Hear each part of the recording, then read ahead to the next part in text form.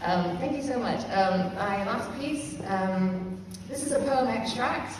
It's inspired by the first book I'm attempting to write at the moment. It's about two boys who fall in love when they're 13, Leo and Ade, and spans their 10-year relationship. It's set in the 90s, which starts with the intensity of first love, and goes on to explore the demise of what turns into an abusive relationship. The book explores themes of 90s queer history, alternative subcultures, witchcraft, non-binary trans witches, psychic powers, clairvoyance, self-harm, and emergency service workers and first responder mental health, PTSD. And I'd never performed it before, so it was the first time.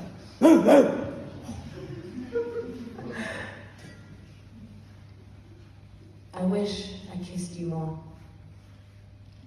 I wish I'd called you baby more instead of, hey up dickhead, or said things like, love your wank bag so much. I wish I'd been more generous in bed. I should have made you come first more. I wish I'd woken up and the first thing I said to you every morning was, morning baby, instead of, what time is it? I wish I'd made you coffee the way you liked it, not the way I thought you should have had it to keep your weight down. I wish I'd touched your face more. You had a fucking awesome face.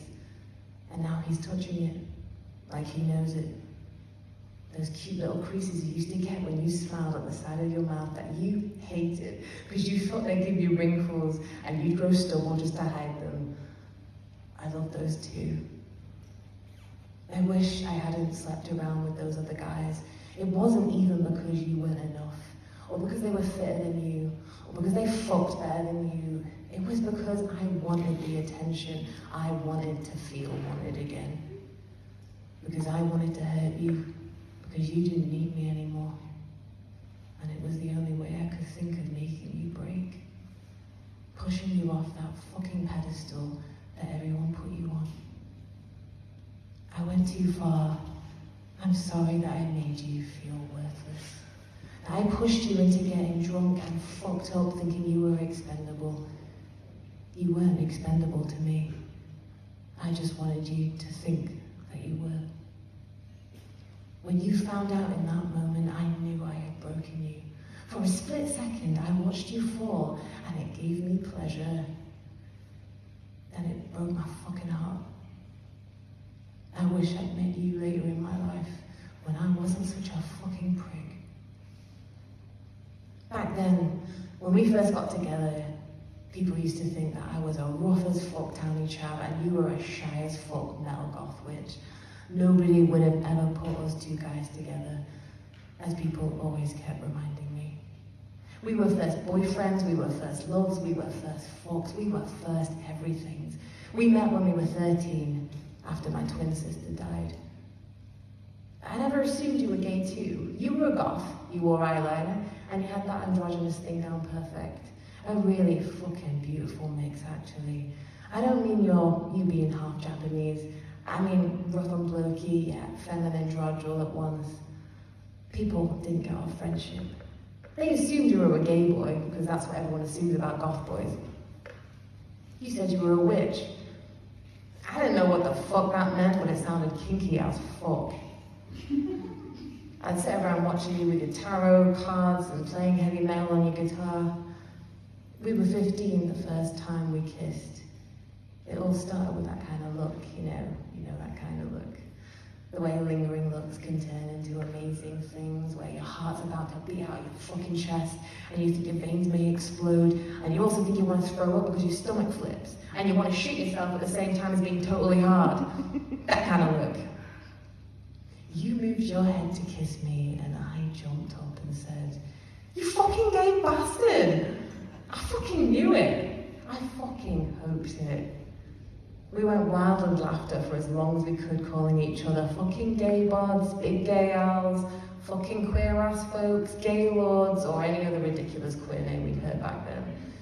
You laughed saying you thought I was just the straightest scally square you'd ever met, and I told you you were the weirdest fucking gothy posh boy I'd ever seen, and that you can never tell, because all goth boys seem gay as fuck.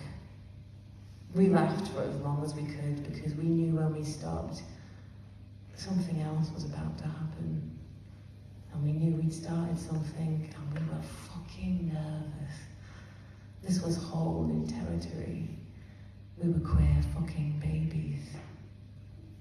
We finally kissed for the first time, laughing on each other's lips, into each other's open mouth, and you pushed your tongue into mine, and then everything changed. Tasting you properly for the first time, you were even better than I'd imagined all those times, side by side on the sofa, trying to hide my stiffy from you, laying beside you on sleepovers, waiting for you to fall asleep so I could look at you uninterrupted. That endless, warm, wet, velvet implosion in our mouths, feeling each other through our trousers as we got harder simultaneously. Fucking magic. Horny as fuck, and at the same time, absolutely terrified.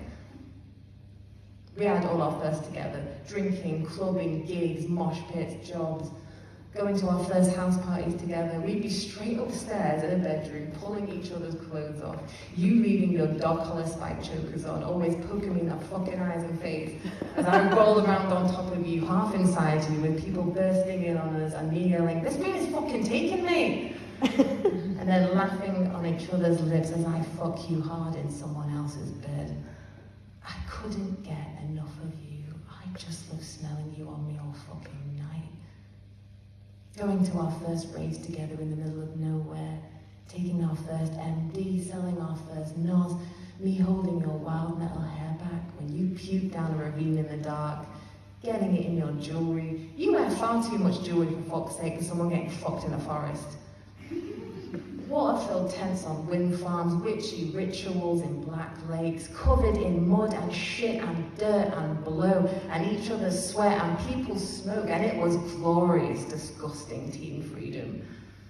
Sitting high on shrooms with you until dawn, off our fucking tits, accidentally in the area where the dogs were doing their shits. I didn't care. I would sit in shit with you anytime, anywhere, because I loved you. Beyond fucks, beyond shit, beyond piss and puke, beyond racist remarks and dirty looks about being an odd couple, even in the gay village.